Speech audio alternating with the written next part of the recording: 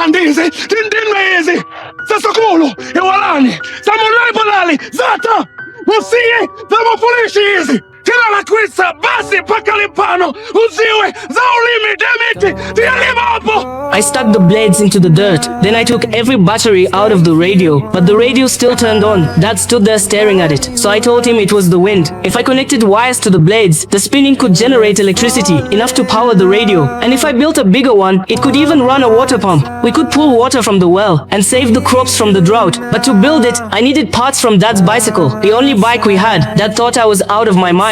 He pointed at my windmill and started yelling, "You really think this piece of junk can stop a drought?"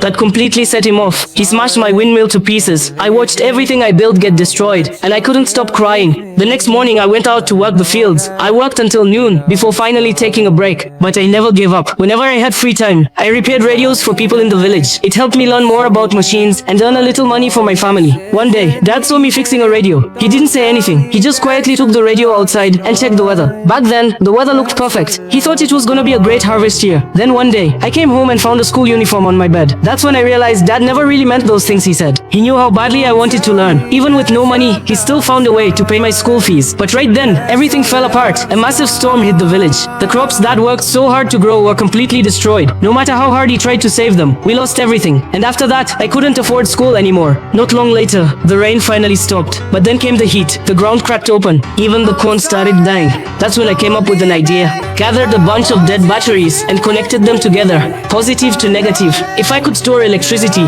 then I could power a water pump. And if the pump worked, we could pull water from the well and save the fields. The only problem was, I had no idea how to charge the batteries. So I snuck back into school and found the science teacher. If you try the library, maybe you'll find something there. Not long after, I found a book in the library. And once I opened it, I couldn't stop reading. From that day on, I spent every second studying or digging through junkyards looking for usable parts. To test my idea, I asked a few friends to help me build a windmill. If it worked, we could use wind power to pump water and stop the drought. Some people thought I was wasting my time, but most of them chose to believe in me. So everybody started helping. Some heated the blades, some cleaned the copper wire, and I handled the wiring. Not long later, our first small windmill was finished. I connected the wires to the radio. Then somebody opened the door. The wind rushed in and started spinning the blades, and suddenly the radio turned on, even without batteries. Everybody started screaming and cheering. After that, we went to the junkyard every single day, looking for parts to build a larger windmill. We found almost everything we needed, except one giant gear.